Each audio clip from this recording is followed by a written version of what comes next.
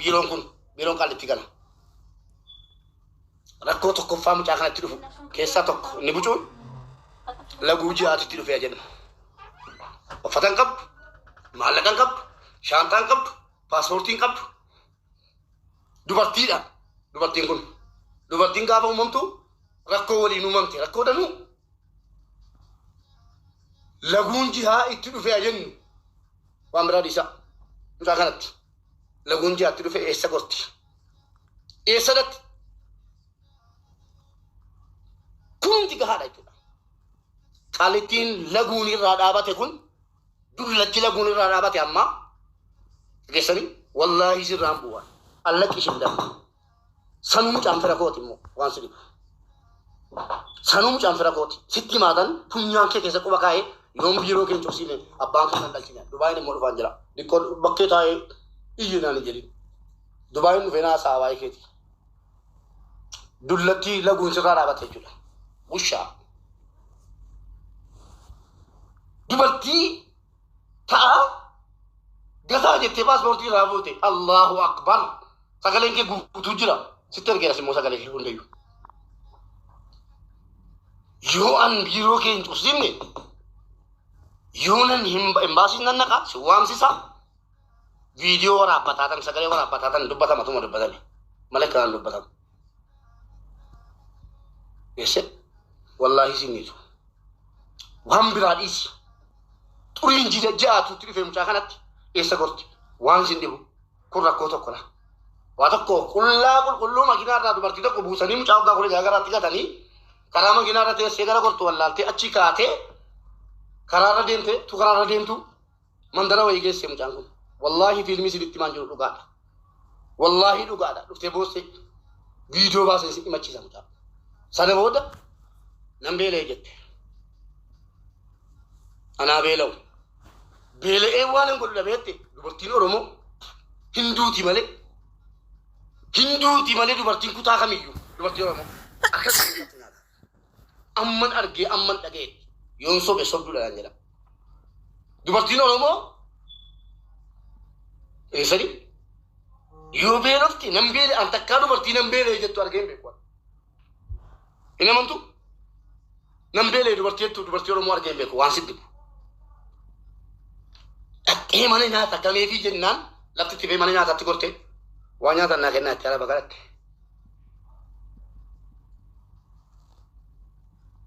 waan nyaatan naa kennaa itti ala baqalatte rabbi laaffisee fi nyaataan hin beekne jette sanduuqii godhanii akka isaaniitti kennanii deemi jedhanii agalatooman rabbi ilmoo jalaa rakkise achi kaatee deemte miilaan lafti itti fe makiinaa kadhattee maal jedhaa dhattee ajmaniin dhattee ijoollee kadhattee mucaan tokko fuudhee gale waan ta'e wayii mucaadhaan biiroo nageessimu ambaasii nageessimu waan ta'e jetteeni maal jedhee hin beektu inni immoo sisinniisu machallaa warra qabaachuu miti dhageesse warra qabaachuu miti yoo barbaadde jinni ilmoo sagal qabaadhu al ta'u maal jedhe inni immoo yoo ati waa naa kennite jedhe na wajjin bulte jedhe warra balka abaasa waan jiru yoo ati na wajjin bulte maan barbaade sii godhe mucaa rakkattu harka duwwaa dhattee achi geesse yoo ati na wajjin hadha bulte waan barbaadde sii kenna waan barbaadde sii godha bakka barbaadde sii geesse dubartii ofiifuu rabbi qormaataa wajjin uume akkas qorsiiste gaalittiin kun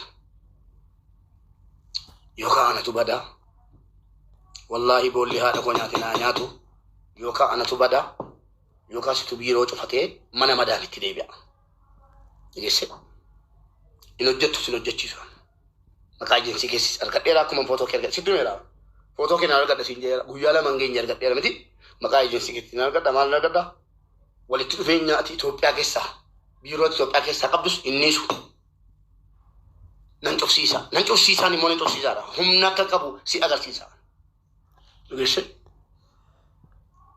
dubartiitti garaa jabaattu jedha ana biratti diinni guddaan dubartiitti garaa jabaattuu fi Oromoo miidhu irra warra harma mureef harka muree sana wayya ana biratti ana akkasittan qabadhe jira qalbiin kun Oromoo miidhurra Oromoo ijoollee dhiiraa Itoophiyaa keessaa baasee ijoollee Saawudara keessattuu ijoollee Saawudara keessatti dachee nyaattee qabamtee mana hidhaa keessatti waggaa 2 waggaa 3 obbolaa jaraa duutee feestaalii keessatti samtee irraa haftee biyya galtee indagana qotattee maal jettee birrii walitti qabattee birrii 300 400 fuutanii Dubaayii keessa geessitanii hojii jira jettanii Dubaayii keessatti rakkisaa jirtan meeqatu karaarra taa'ee kadhataa jira. Isin niisu. Wallahi lubbuu koo itti dhaba malee isin niisu. Ilmaan iyyeessaa bochiftan. Rabbi ilmaan keessanis isin isa bochisu. Sinuma immoo bu'a. Ilmoon abaarii minaa minaan jeena. Ati sin boossa ilmoon kee sin boossi. Bar warri soddaa diinni diinaa. Yoo Oromoo waraanes, yoo Oromoo ajjeeses, yoo Oromoo fullaases, yoo Oromoo xaaxesses, yoo Oromoo fooqira darbates diinni diinatti beekama. Atoo eenyunni. Sanu bara kana keessa teessee laata. Ejensii Itoophiyaa imanni tokko itti banannaan mootummaan daqiiqaa keessa cufaara. Daqiiqaa keessa cufaara kana dhibbaan sunitti hima. Kanaaf waan akkanaan nu mudate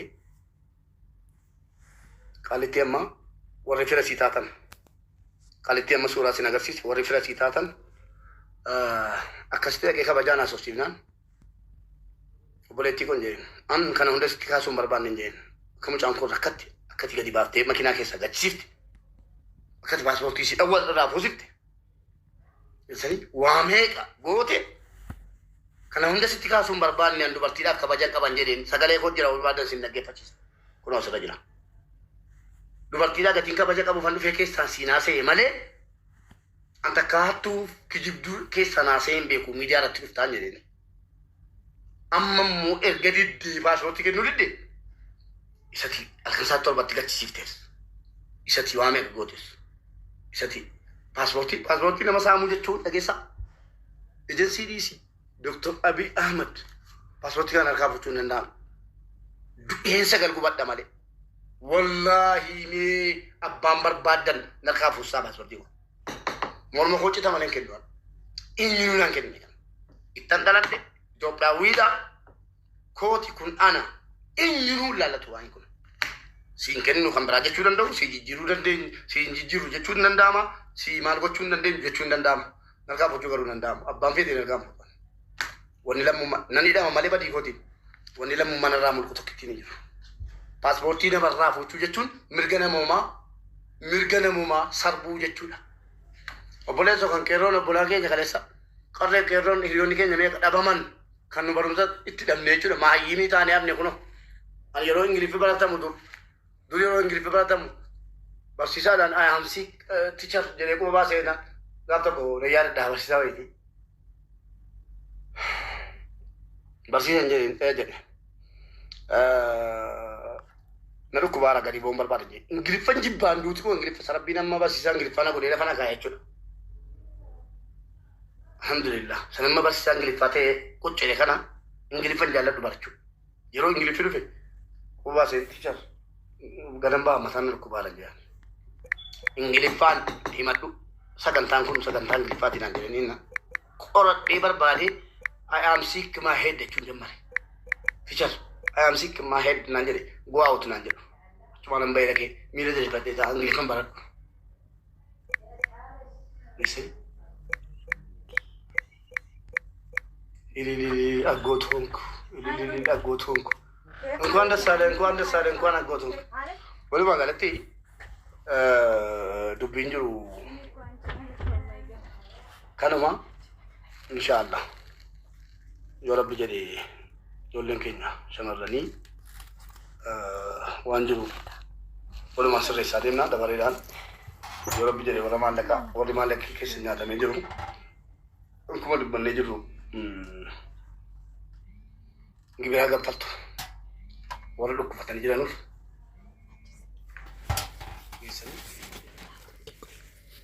gibira ijoollee dhukkufatanii jiranuuf gibira kennuu dirqama warri maallaqaa himattan tola walitti nan buusina.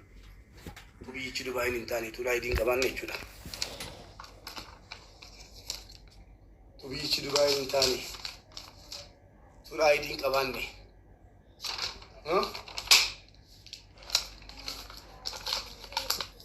Tu waraqaa eeyyamaa Dubaay hin qabaanne. Eenyu kun? Eessa kun? What is this? Tun kana hin qabaanne jechuudha. Obboleessa koo gaariif qaalii naa galatoome naa jiraadhu.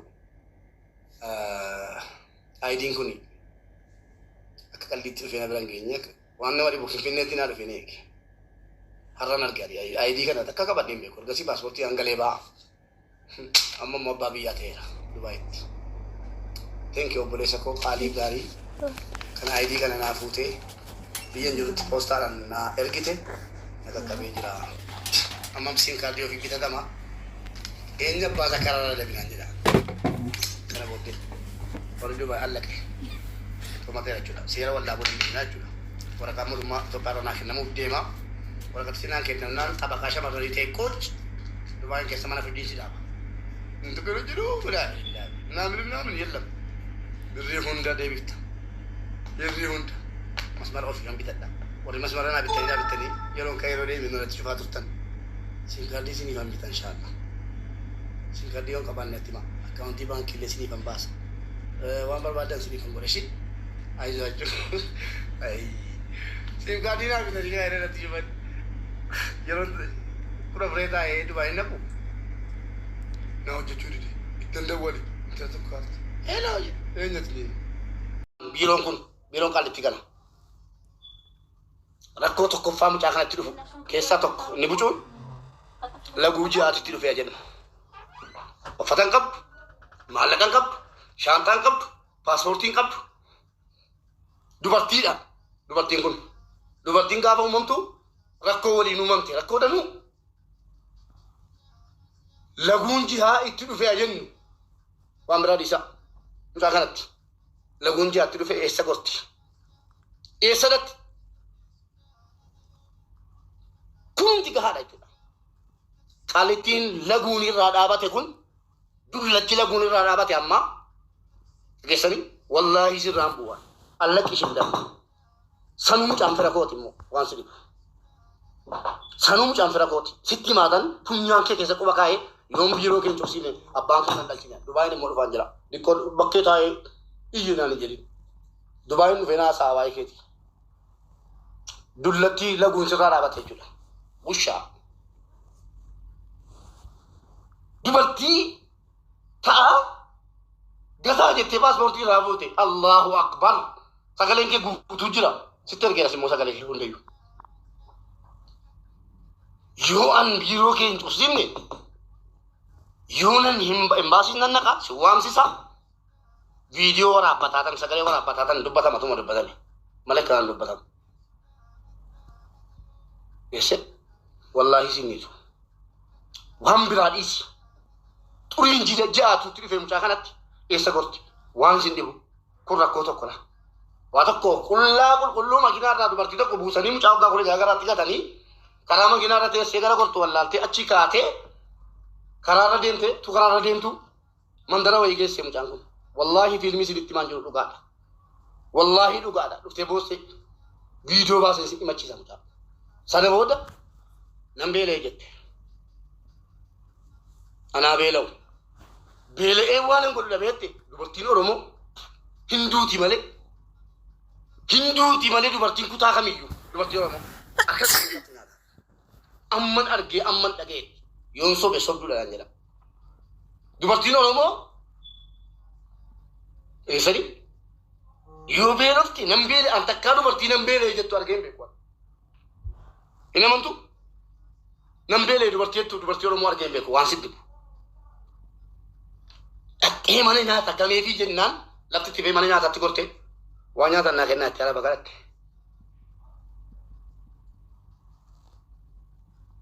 Waan nyaatan naa kennaa itti araba kadhatte rabbi laaffisee fi nyaataan hin beekne jette.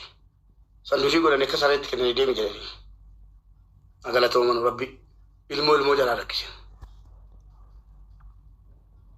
Achi kaatee deemte miilaan lafti itti fee makiinaa kadhatte maal jedhaa jettee ajmaniin dhattee ijoollee kadhattee mucaan tokko fuudhee gale. Waan ta'e mucaadhaan biiroo nageessimu ambaasii nageessimu waan ta'e jetteen maal jedheen beektu inni immoo sisinniisu machallaa warra qabaachuu miti dhageesse warra qabaachuu miti yoo barbaadde jinni ilmoo sagal qabaadhu al ta'u maal jedheen inni immoo yoo ati waan haa kennite jedheen na wajjin bulte jedheen warra balka abaasa waan jiru yoo ati na wajjin bulte maan barbaade sii godhee mucaa rakkattu harka duwwaa dhattee achi geesse yoo ati na wajjin hadha bulte waan barbaadeen sii kenna waan barbaadeen sii godha bakka barbaadeen sii geesse dubartii ofiifuu rabbi qormaataa wajjin uume akkas qorsiiste gaalittiin kun yookaan anatu badaa wallaahi boolli haadha koo nyaate naa nyaatu yookaan anatu badaa yookaan situ biiroo cufatee mana madaanitti deebi'a dhageesse in hojjettu sin hojjechiisu maqaa ejensii keessis argadheera akkuma footoo kee argadhe sitti meera footoo kee na argadha siin jeera guyyaa lama hin geenye argadheera miti maqaa ejensii keessi na argadha maal na argadha walitti dhufeenya ati Itoophiyaa keessaa biiroo Itoophiyaa keessaa qabdus innisu nan cufsiisaan immoo nan cufsiisaadha humna akka qabu si agarsiisa dhageesse dubartiitti garaa jabaattu jedha ana biratti diinni guddaan dubartiitti garaa jabaattuu fi Oromoo miidhu irra warra harma mureef harka muree sana wayya ana biratti ana akkasittan qabadhe jira qalbiin kun Oromoo miidhurra Oromoon ijoollee dhiiraa Itoophiyaa keessaa baasee ijoollee Saawud Arabiyaa keessatti dachee nyaattee qabamtee mana hidhaa keessatti waggaa 2 waggaa 3 obbolaa jaraa duutee feestaalii keessatti samtee irraa haftee biyya galtee indagana qotattee maal jettee birii walitti qabattee birii 300 400 gaafutanii Dubaayii keessa geessitanii hojii jira jettanii Dubaayii keessatti rakkisaa jirtan meeqatu karaarra taa'ee kadhataa jira isinis innisu wallaahi lubbuu koo itti dhaba malee isinnisu ilmaan hiyyeessaa bochiftan rabbi ilmaan keessanis isinis bochisu sinuma immoo bu'a ilmoon abaarii minaan jeena ati sin boossa ilmoon kee sin boossi bar warri soddaa diinni diinaa yoo Oromoo waraanes yoo Oromoo ajjeeses yoo Oromoo fullaases yoo Oromoo xaaxesses yoo Oromoo fooqira darbates diinni diinatti beekama atoo eenyunni sanuu bara kana keessatti teessee laata ejensii Itoophiyaa imanni tokko itti banannaan mootummaan daqiiqaa keessa cufaara kana dhibbaan sanitti hima kanaaf waan akkanaa nu mudate qaalitti amma warri fira sii taatan qaalitti amma suuraa sin agarsiise warri fira sii taatan akkasitti dhaqee kabajaan haasofsiifnaan obboleettii kun jeen an kana hunda sitti kaasuun barbaanne jeen akka mucaan kun akkati gadi baaftee makiinaa keessa gachisiifte akkati paaspoortii si dhawwa irraa fuusifte isanii waa meeqa goote kana hunda sitti kaasuun barbaanne an dubartiidhaaf kabaja qaban jedheen sagalee koo jira barbaadan sin dhaggeeffachiisa kunoo asirra jira dubartiidhaa gatiin kabaja qabu fan dhufee keessaan siinaa se'e malee anta kaattuu kijibduu keessa naasee hin beeku miidiyaa irratti dhuftaan jedheen amma immoo erga diddee paaspoortii kennuu didde isati halkansaa torbatti gachisiiftees isati waa meeqa gootes isati paaspoortii nama saamuu jechuun dhageessaa ejensii dhiisi Dr. Abiy Ahmed paaspoortii kana harkaa fudhachuu hin danda'amu du'eensa galgubadha malee wallaahi mee abbaan barbaadan harkaa fuusaa paaspoortii kun morma koo cita malee kennuudhaan eenyuun naan kenne kana ittan dhaladhe Itoophiyaawwiidha kooti kun ana eenyuun laallatu waan kun siin kennu kan biraa jechuu danda'u si jijjiiruu dandeenyu si jijjiiruu jechuu hin danda'ama si maal gochuu hin dandeenyu jechuu hin danda'ama harkaa fudhachuu garuu hin danda'amu abbaan fedhe harkaa fudhatan wanni lammummaa nan hidhama malee badii kootiin wanni lammummaa narraa mulqu tokkittiin hin jiru paaspoortii namarraa fudhachuu jechuun mirga namummaa sarbuu jechuudha obboleessa kan qeerroon obbolaa keenya kaleessa qarree qeerroon hiriyoonni keenya meeqa dhabaman kan nu barumsa itti dhabne jechuudha. Maayyimii taanee hafne kuno. Ani yeroo Ingiliffii baratamu dur yeroo Ingiliffii baratamu barsiisaadhaan ayamsi teacher jedhee quba baasee gaaf tokko yaadadha barsiisaa wayitii. Barsiisan jedhe na dhukkubaara gadi boon barbaada jedhe. Ingiliffan jibbaan duuti kun Ingiliffa sarabbiin amma barsiisaa Ingiliffana godhee lafa nagaa jechuudha. Alhamdulillah. Sanamma barsiisaa Ingiliffaa ta'ee quccee kana Ingiliffan jaalladhu barachuu. Yeroo Ingiliffi dhufe quba baasee teacher gadan ba'a mataan dhukkubaara jedhan. Ingiliffaan himadhu sagantaan kun sagantaan Ingiliffaatiin aan jedhaniin qoradhee barbaadee I am sick my head jechuun jammare. Teacher I am sick my head naan jedhe go out naan jedhu. Cuma nan bayra ke miila jalqabdee ta'a Ingiliffan baradhu. Listen. Ilili agotonku. Ilili agotonku. Enquanto sale agotonku. Walumaa galatti dubbiin jiru kanuma inshallah yoo rabbi jedhee ijoolleen keenya shamarranii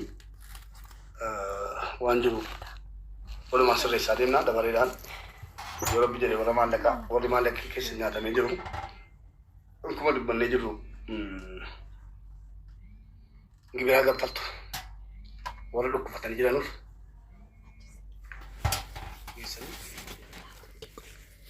gibira ijoollee dhukkufatanii jiranuuf gibira kenneen dirqama warri maallaqa himattan tola walitti nan buusina. Tu biyyichi Dubaayin hin taane tu laayidiin qabaanne jechuudha. Tu biyyichi Dubaayin hin taane tu laayidiin qabaanne.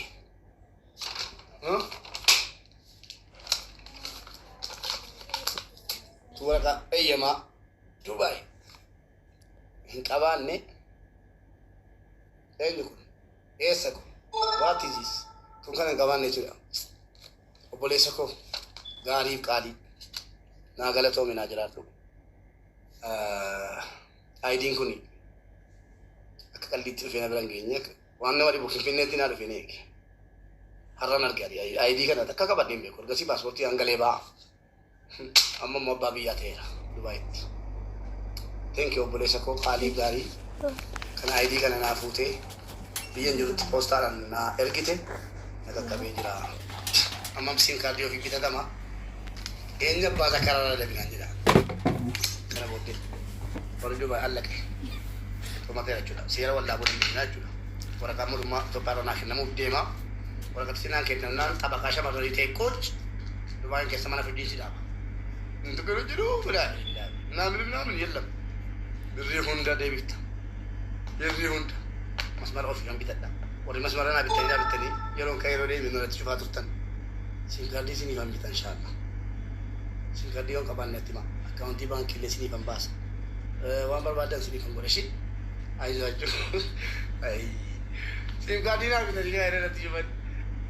Yeroo kura firee taa'ee Dubaayin naqu. Na hojjechuu dide. Ittan dawwale. Inta tokko kaarti. Hello. Eenyatti ni. Ajmaanii ashaa ta'uma. Magaalaa nu keessa kan galata. Haaruma ta'e namni hin galatti bakka. Nam tokkotti nam mul'isin dabarsite. Ish. Inta. Wallahi. Ay bakka nagaatti jala keenya. Mubee. Yoo Yeroo. warra baareenii ilaallatu shii mubaarak dhageesse. Ansiisa qoy. Shamarran keenya jirti. Mubee yoo aksis yeroo simannu akka jarraa yeroo jaarsa keenya argamu sagalee nu kaata warratti dubbate. Shamarran isin kilii malee maaliif hidda biliinda simatti yaala. Silaafis waan balleessu rakkoo qaba. Abada waan balleessu kottaa sagaleen isinii ta'a. Waan balleessu. Inaati war kanaaf abbaa keenya malee sisi manna sirriitti. Waa tokko balleessu muka ciniinyaa kakadhaa. Garuu sababii nu jirru kottu kaa'ate durraa fagoo. Balleessu jedhee waa balleessa. Bakka bidhuftu durraa fagoo. Dhiira. Maaloo? Dhiiras keessa jiru jenni. Maamee. Meerre. Maamee. Maamee su adbaariin jedhamti. Gata.